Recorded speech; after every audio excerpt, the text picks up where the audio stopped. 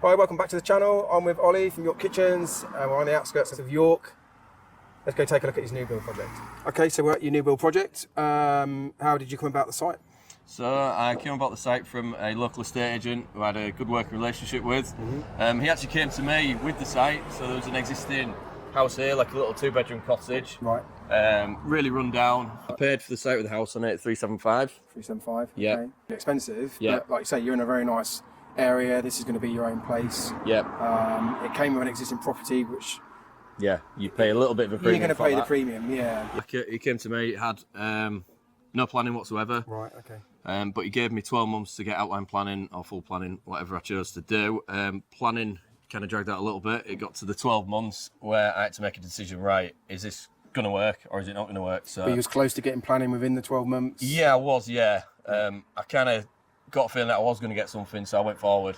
Okay. But it was a slight risk. So you completed on the site before you got the proper premium, but you was close to getting it? Yeah, okay. Yeah. But planning did take a long time. Yeah. And there's a few things solicitors didn't pick up on, which... Standard. Yeah.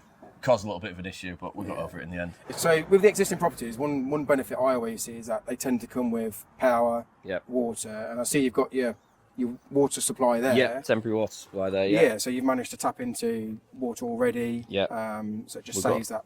Yeah, we've got the drainage there as well. So the only thing, drainage. We'll go into that. Obviously, we'll disconnect it and make it new.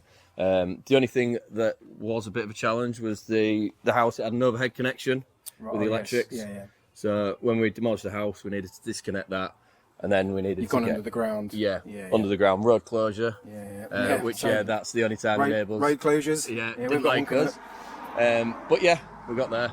Yeah, I mean we're finding we're paying around sort of £4 to £5 grand for a road closure, so it's pretty expensive. Yeah, you know. it's and it's a 90-day permit, and if you miss it, of course they've got to go and reapply.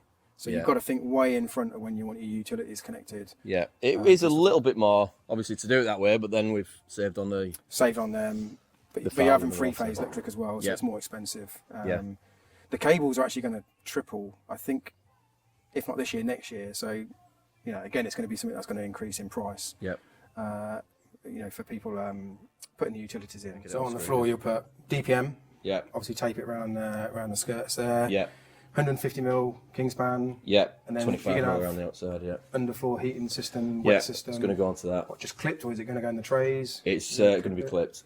And then, what, 50mm, 65mm flow screens? Yeah. 65mm. Yeah. I mean, underfloor heating, you know, with the air source heat pumps, it's quite a big, to some degree, it's quite a bit of an expense, but I think once it's in and people have that system, they don't ever want to go back to radiators. Yeah. So radiator is very good at instant heat or fairly quick heat, but it's not equal heat, is it? Yeah. You know, radiators over there, heat's going out through the windows, so underfloor heating is a great system. And, with the air source heat pump as well, it's just keeping it a maintainable level, really. Yeah, but you'll have radiators upstairs? Yeah, radiators upstairs. We did look at doing underfloor heating upstairs, but it just, Expensive?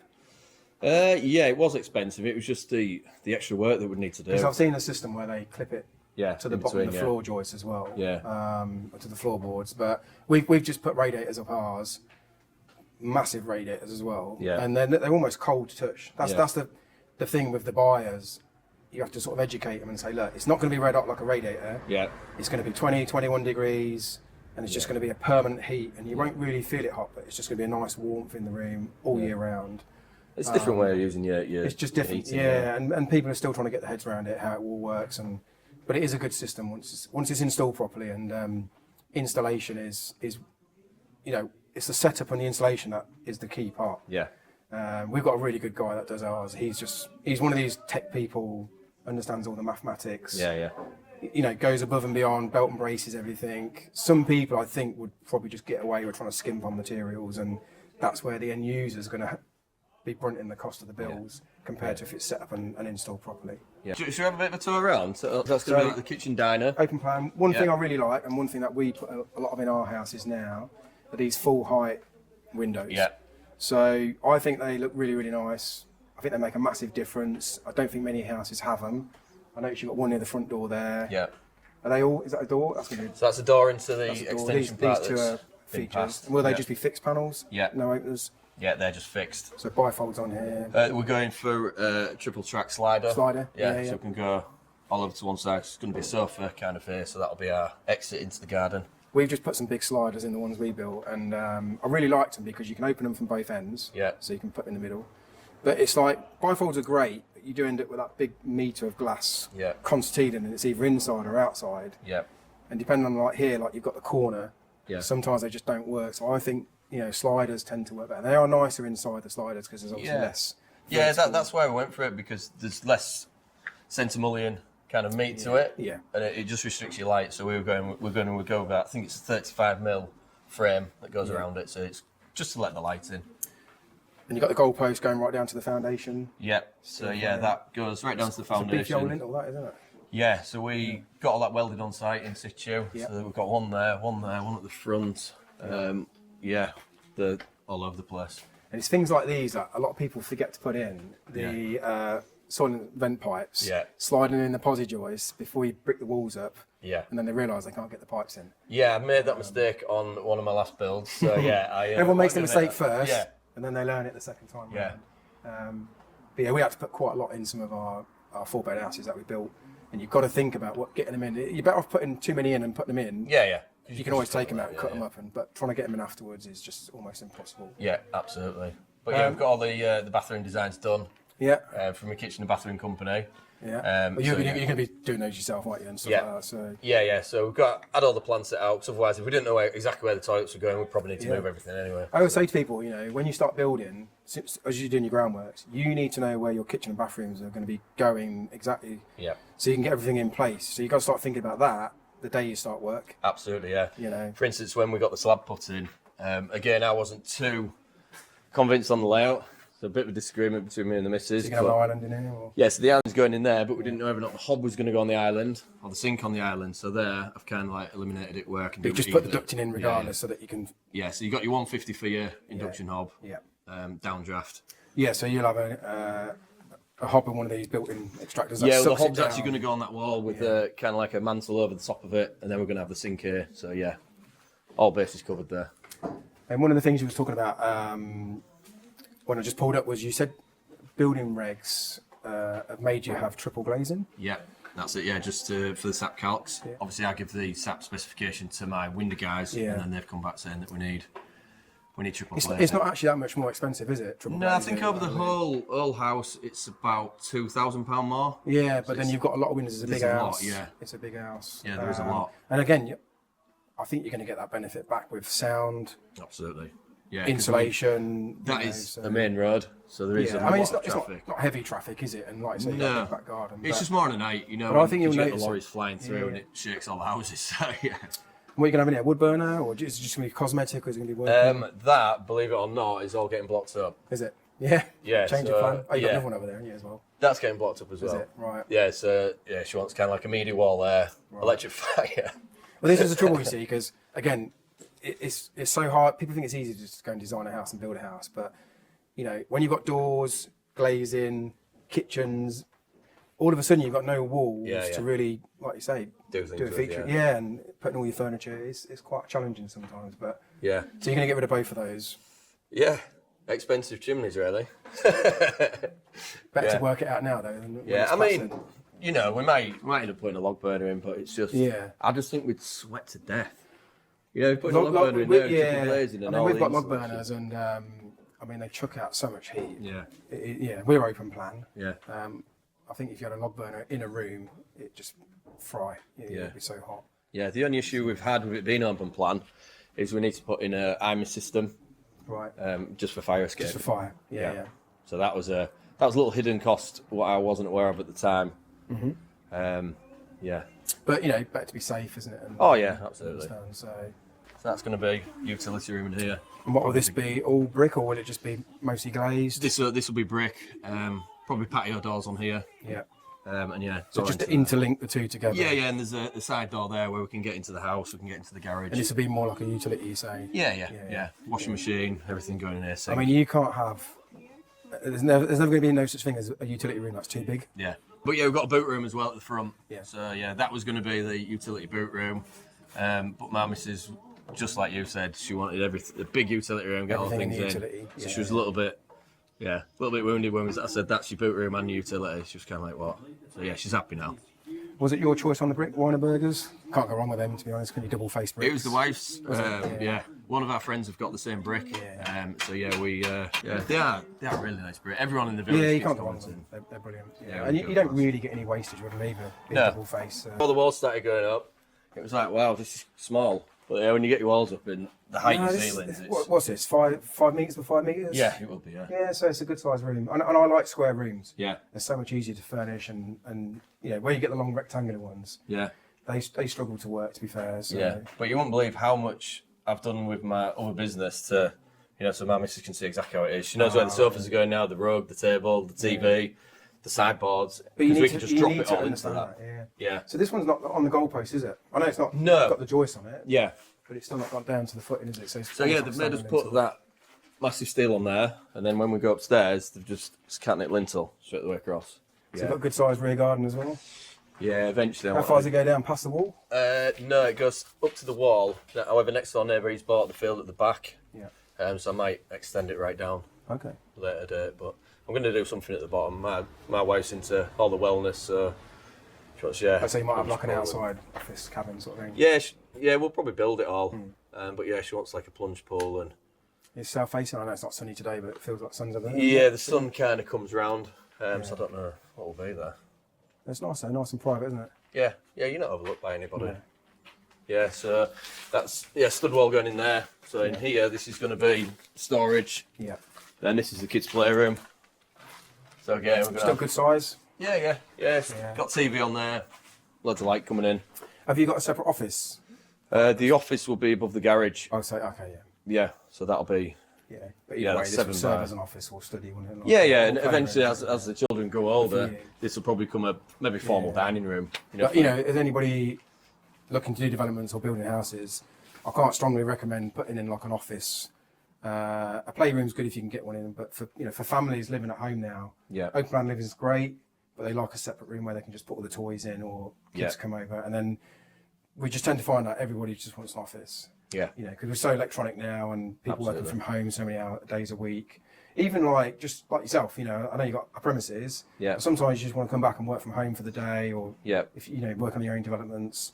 Yeah. Having that proper workspace makes a big difference. Well, my wife, she works within the business, but she works from home. Yeah. So yeah, she's got her own little bit upstairs where she's overlooking the fields, and so that's the kids' room, and then this is the downstairs toilet, which is quite big.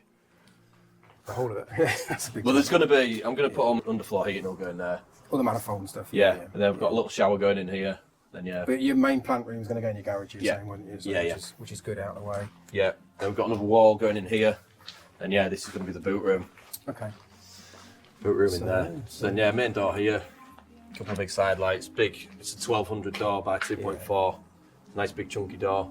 And again, having a sort of impressive entrance hall as you come in is always good. When you get families and guests come over, you can't have too big a space. No. Will there be a roof over here or no? That's just all open at the moment. Yeah. I think once we get it all in, we'll take a view at it and see if it needs anything. And then the staircase is going up here. So up there onto a half landing and then up again. Yeah. Nice. Yeah, with a bit of an opening. I was just thinking about the thermal values actually. I was just wondering if using a thermalite block, like a Durox or Celcon, something like that, would have been the difference between you having to have triple glazing as well. Yeah, I mean, I suppose. We don't see many houses built out of clinker blocks. Yeah, these need to be 7.1. Yeah.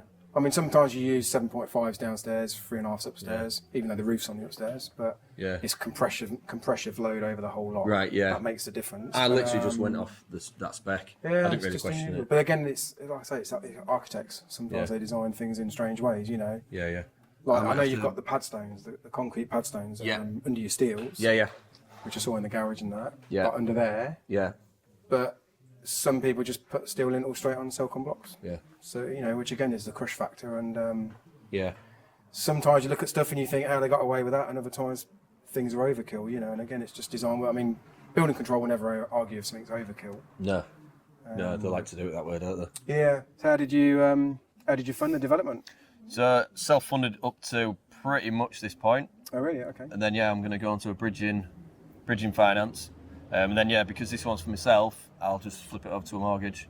Once it's split signed the off. bridge in and all the way. Okay. And then would you try and like get every penny out of the equities to use on your own developments? Yeah, that's the idea. I have got another development that's in probate at the moment, which again is a bit further on than this. So windows are in, roof's on, first fixed joinery is in, staircase. So as soon as that gets lifted, which is going to be the back end of the year, right. I'll pull money out of this, finish that off, and then away I go again. And then after this one, what would you do? Would you go like multi-unit site? Are you looking at other sites? I'm gonna just chill out a little bit this year, get my house done to the spec that I want it, and spend my time on this. Get the other one finished, moved on, and then that's when I'll probably be looking at a multi-unit site. Probably over 3, but under kind of like 6. Yeah. I think like 3 to 5 units is, for us, it's like a bit of a sweet spot. You can be in and out within 8 to 9 months. Yeah. Multi 6-figure profits. It's easier to keep your brickies moving from 2 or 3 units, but once you start going too big, they can drag on, and some trades come and go. So we just find small teams, small sites, in and out, take a few months off a year, good profits, and they just seem to work quite nice. But we still like the single units. We're just about to start one in a couple of weeks. My boys they do prefer to do a multi-unit site next, so that's what we're focusing on getting. Yeah. But if we see a nice single one coming along, where we can make 100 grand or something like that for 5 months, we'll buy it. My boys can build these on their own now. They don't really need me, so wouldn't say no. They wouldn't even say no to doing a multi-unit site and still having a single unit, and we still flip between the two. Yeah. Because it's pretty easy to build these. You're enjoying the process and having the guys on it. Yeah, and I think the key is when you're doing a single plot site, it's not putting too much detail into the plot. Like here, we've got chimney breasts that do just soak up so much time. It's just get your box in, get it up, and the thing is, you do with the single units, every now and again you do get a few gaps. Yeah. So the bricklayers have to go away while the scaffolders come up, for example. And here you've had the garage, so they might have been able to work on that. But sometimes you do get a few gaps and days and stuff like that. That's the only downside. But for most people that are in the trade or building, it's not a problem. They'll go and do some domestic jobs, or they've got bits and bobs they can do. Sometimes just come in and have a clear up sometimes when there's something else and no one can get on. But multi-units, you do tend to keep people flowing, all the time on site. Okay, so self-funded, bridging. Get to the end, refinance onto your own mortgage. Yep. What's the GDV going to be on there? So I've been to the estate agents, had a chat with him. It was the guy who actually I bought the land off in the first place. So it was good for him just to see what I was doing with it as well. Mm-hmm. But that's before we went above the garage, we did the side extension. He had the GDV at between 1.1 and 1.2. Right. My build costs will be around 450. Which is pretty good because it is a big house and it's high spec because it's going to be your own house. Yeah. So it's not like a standard build. Yeah. So that's pretty good. I am getting quite a lot of kitchens and bathrooms at a very reasonable price as well.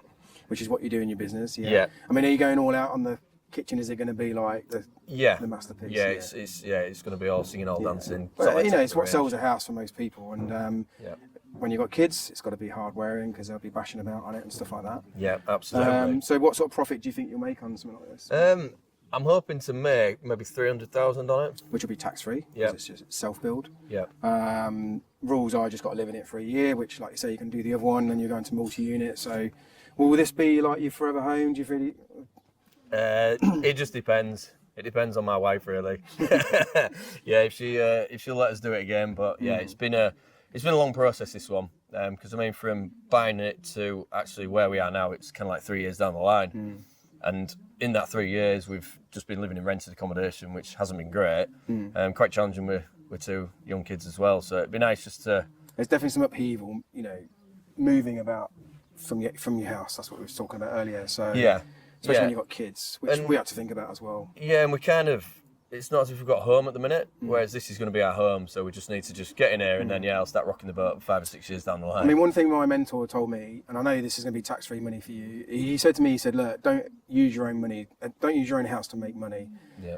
And it did make sense because I've done 3 houses myself, and it's took me best part of probably 7 or 8 years in that time, and all that time I wasn't working on my business, probably wasn't focusing on my health, probably wasn't enjoy myself, do my hobbies as much.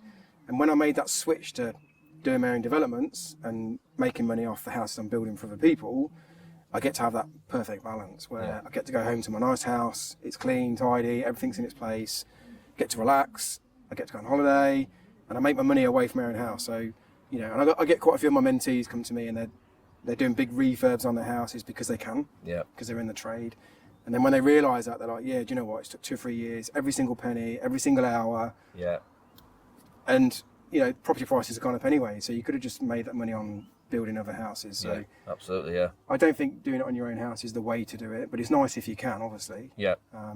But like, you'll probably go and build 4 or 5 houses somewhere else and make 2 or 3 times this money, and still come home to your nice house every night. Absolutely, so that's where it's. And it just made sense, you know, which is what my mentor's done for years. Is talk common sense to me and put things in black and white. You're like, yeah, I get it now. Yeah. I've always thought it was this way, and he's like, look at it this way. Yeah. I get it's always nice to get that other point of view across. Yeah, and it's, you know, it's good to be able to tell people that before they go off and spend 3 or 4 or 5 years like I did. Yeah. Wasting all that time trying to make money. Well, you don't really make that much money because you're losing time in your business. Yeah.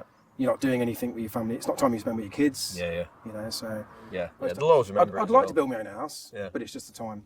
Yeah. You know, I just couldn't justify, because I'd have to go big, and I don't need a big house because I don't really want to be in Spain, as you know. So I could do it, and I could pay for it. Yeah. So it's something I've always wanted to do.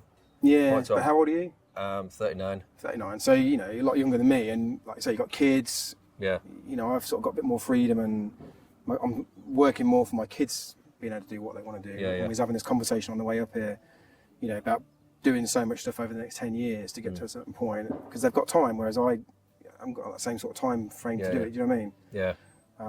But yeah, the kids, they'll remember this. Remember our life now, coming and jumping on JCB and just having a look around. And they're seeing it built from scratch, so like you say, for them it's a big achievement. You know, you're making a house for your family, and you know, it's something you've actually created, and it's keeping you a roof over their heads. Yeah, definitely rewarding when you look back. I mean, it's hard work, and you can't sometimes see it day to day because you're always thinking about, like I say, you're having to think about kitchens and stuff now. Yeah. But when it's all done and dusted, and you're sitting in there, everything's finished, your heating's on, or your son, you know, in your garden having a barbecue, enjoying everything. You'll sit back and you're like, do you know what? We built that from nothing. Yeah. Very rewarding. Yeah, and we still look at that when we drive past houses that we built. Yeah. You know, it is very rewarding. Yeah. So you've been building this alongside your main business. Yeah. So your main business is kitchens and bathrooms. Kitchens and bathrooms. Yeah. One of the things when you first started working with me, you was doing kitchens, but then you started doing bathrooms. So that's also took up a portion of your time. Yeah. So you had to do all the showroom again. And we doubled the showroom last Christmas. Yeah. Started this in February. We launched that in end of January. We launched that. But I've got Gareth who works for me. He's kind of like stepped into a general manager role now. So he allows you to step out of the business. Yeah, absolutely. Because I knew this was going to take up a lot of my time to get it right, and I didn't want any corners being cut. So I thought, right, I need to be here. So I kind of like plugged that gap over. Because either your business is going to suffer because you're not there, or either this is going to take forever because you're not here. So, like you say, that's worked out well. And you know, a lot of people think they need a lot of time to do developments. I always think it trickles along in the background of what you're doing, and you just got to put those hours in on top of your normal job or your business. You know, it doesn't mean to say you've got to quit and go full time. We always say 5 to 7 hours a week, and that can vary depending on how much time you put in. But, you know, when you're out viewing plots of land at the beginning, you could just spend a half a day on a Saturday or one evening a week and go and do 2 or 3 plots. Yeah. And then you can sit at home and appraise some sites, you can put some offers out. That's just a few hours a week, it's not a full-time job. And even here, you know, as much as I'm a brickie, and I'll probably build the bricks on my own house, but we have brickies doing the stuff. But it's just managing the trades and getting the materials here, and it's not a full-time job, is it? You're choosing to be here full-time to sort of labour and muck in and help everyone. But generally, you are just organising stuff a few hours, probably a couple of hours a day. Yeah, that's one thing that I've learned doing this is on future developments, I won't be hands-on because I'll be looking for the next opportunity. Yeah, exactly, because that's where the money is. Yeah, not in the I'm here as a £200 a day labourer, for example. Yeah. But yeah, I mean, a few hours a day. I tend to get up early in the morning when there's no distractions. I send a few emails out, send a few WhatsApp messages to my guys, and that job done. 10, 15 minutes, materials ordered. It really doesn't take much time. And then you've got the day to, like you say, go out and look at more plots, get to site, do what you want to do. Yeah. I mean, I've been away 8 months out of the last 10, you know, and I've had to manage it from being somewhere around in the world. Yeah. You know, so and we've had issues that crop up, and you just have to deal with them, and it forces you to deal with them. But you know, technology today means you can be anywhere in the world, pretty much running most businesses. Yeah. As long as you've got people on the ground that can come and do stuff and reliable trades, you know, which takes time to build up a good team. Yeah. But once you've got them, you know, you can trust them. These guys will come here and open the gate up when they say they're going to open the gate up, and they'll look after stuff, and they're not wasting materials. They're tidying everything up. Yeah, they kind of treat it like their own as well. Yeah, exactly. Because these guys are just going to want to come back and work for you on the next one. Yeah, so you're providing them with work. It does take a while to build up a good team. Some people I don't think do appreciate what you do from. Yeah. You know. No, they don't. No. But what I'm saying is, what I mean by that is like, you know, like my wife will sometimes come down with bacon rolls and sausage rolls and coffees and stuff like that. And other people just, I don't think they appreciate it sometimes. No. Whereas other people are like, wow, we don't get on other jobs. This is amazing, you know, and they really appreciate it, and they work a bit more harder for you. And I just think it goes a long way. Yeah. So, what made you want to become a developer, like do your own developments? So after I left school, I went into a panel beating job, which I soon realised that just wasn't for me. Mm-hmm. And then I went into site joinery. Right. And I just loved it. I just loved what I did. And then after that, because it was on price, just getting driven down by price, I went to work for myself. Mm-hmm. And then I started doing renovation on houses for myself, and then went to the next step, which was buying a plot with a business partner at the time, and then we built a house on that. So it's just something that I've always been interested in. I've enjoyed doing, and I've just always liked it. I mean, for me, I've always loved building. I like creating stuff, and you know, you get a load of materials there, and like you say, you put them all together, and before you know it, you create something pretty amazing. Yeah. And it is a skill. So I've always liked doing that, and I think for me, my biggest block was, you know, I needed hundreds of thousands of pounds to become a developer. And once I learnt about the finance, I realised actually you don't need as much money, or you could borrow the money, you could borrow investors' money, and it was a game changer. You know, the finance was the thing that held me back from realising that I can go and do this like the other developers do, and reap some of the rewards that they get as well. Yeah. But it is very rewarding. You'll drive by, even if you sell the house in years to come, you know, you'll drive by at some point and look back at some pictures. Yeah. So wow, I created that. Yeah, and you're creating a home for another nice family, you know, at the end of the Absolutely, day. Yeah. Most of the developments that I've done in the past have been self-funded and private investors. So I've never had to borrow money off the bank, which is a good thing. But then that's just, you know, my networking, who I've been speaking to, tell them what to do. Trust, credibility is Absolutely, another thing. yeah. So, like you say, people get to know you, get to see what you can do. I think, like when you're trying to do something like this, you know, obviously you need quite a bit of money, or there's money involved, whether it's yours or somebody else's. And I feel like having bigger goals like this does force you to manage your money better, because, like you say, you've got fees to pay for, surveys, legals, etc., etc. And it's just forced me to be a bit better with my money, because I'm thinking, well, yeah, but if I save that money and I put it into this, I can 10x my money, and that's worth it. Whereas most people, a lot of people, would just live hand to mouth, 2 or 3 weeks at a time, go down the pub every weekend, drink it all, keep buying crap they don't need, and they just end up working all their life. It doesn't need to be that way, you know. It's always about looking kind of 2 steps in front of where you are. Well, we always talk about the 1, 3, 5 year plan, like on the retreats and stuff. So we always look longer term, and again, that's been a game changer, because most people just look at, I'm going to have a summer holiday. As long as the mortgage is paid and my rent's paid for a few months, I've got a couple of quid in the bank, a couple of grand, whatever. That's it, and they'll just do that for the rest of their life. You know, even if they get a double pay rise, they're still no better off. Yeah, I think people have got different attitudes as well. Like I'm very driven. Whereas for someone who isn't driven, I can imagine it'd be quite difficult, because I've never set out my 1, 2, and 3 year plans. But I have as well in my mind. I know exactly where I'm going. I know I want to be, and it's a case of, right, how am I going to get there? How am I going to get from A to B? So I've always been quite good at that.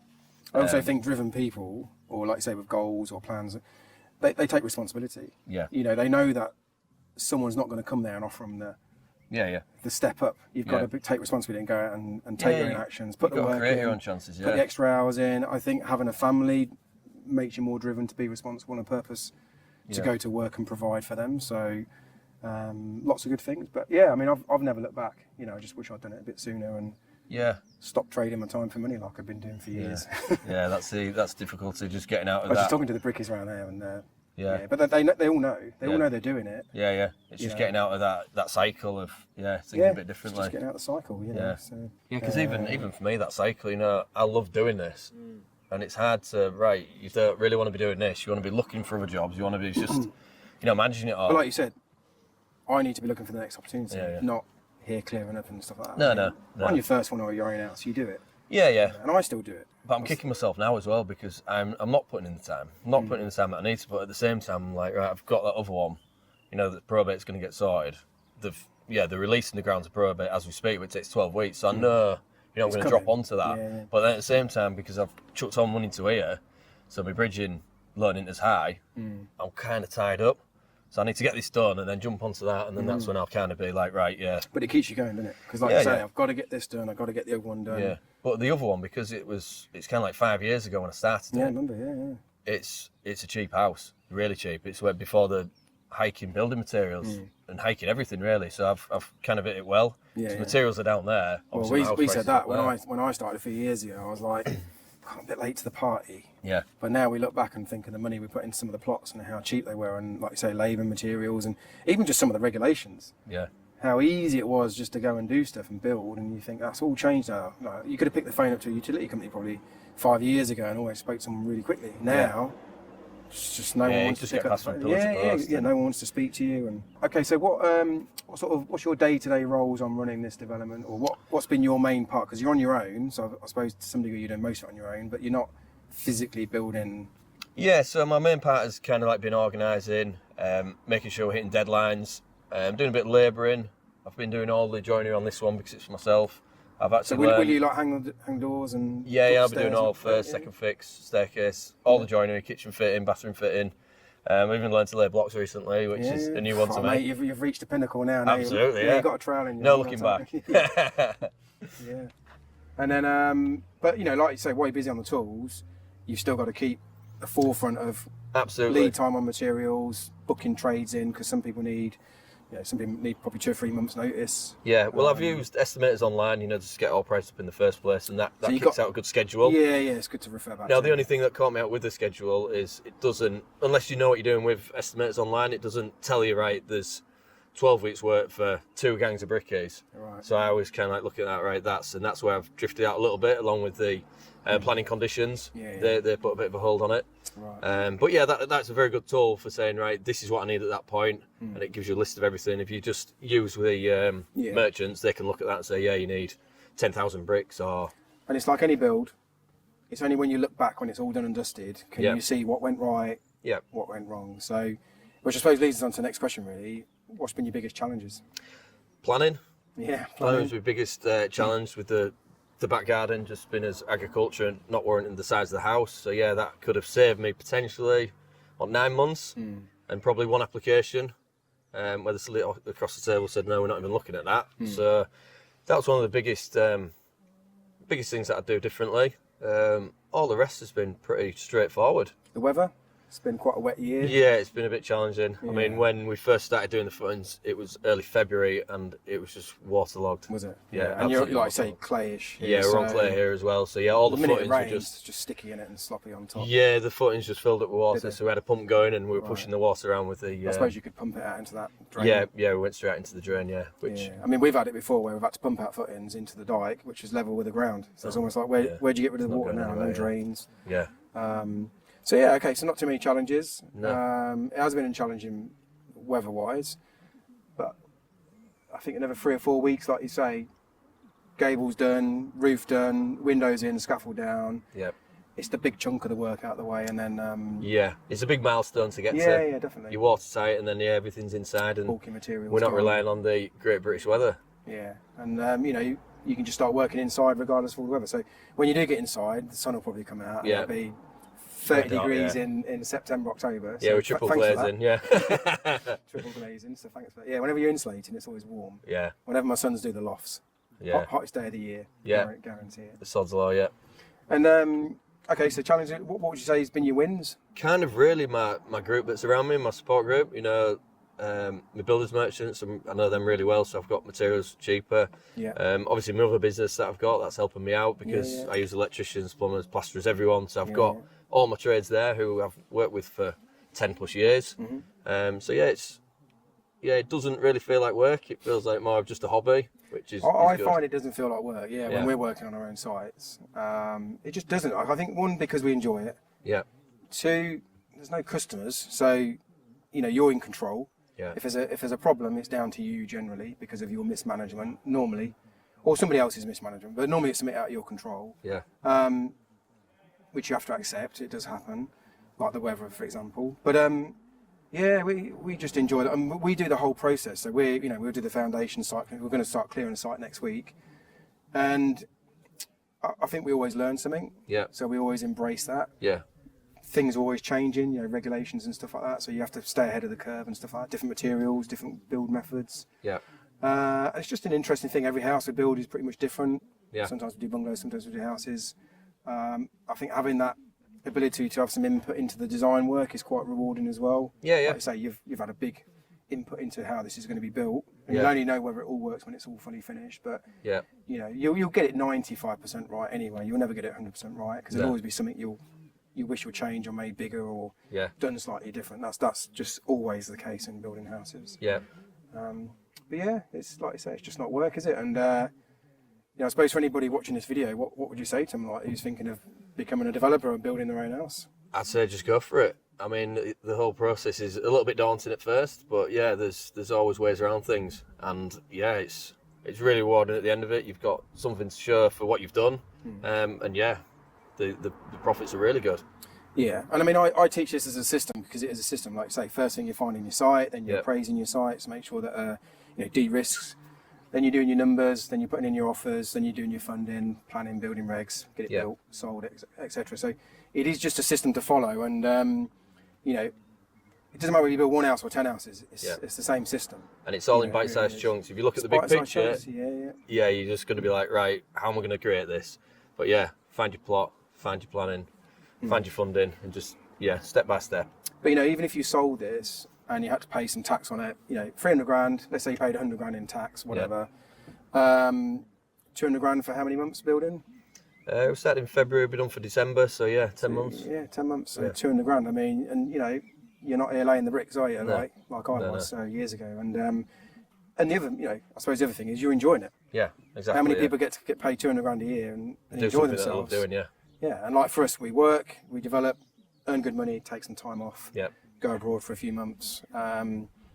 So yeah, I mean, for me, development is about a lifestyle. I think it gives you more than what you want because you earn more than what you spend, and you get to go and do everything you want to do. Yeah. So I think that's the beauty of development. So whereas most people are just living hand to mouth with a wage each week. Yeah, and you are your own boss as well. So if I needed to shoot off to pick my children up tomorrow, I'd be straight out there picking them up. Yeah. So cool. So how can people get in touch with you if they want to? Get a kitchen and bathroom? My company is York Kitchens and Interiors, so that's my kitchens and bathrooms. We're online. And then, development-wise, it's Propius Developments. Cool.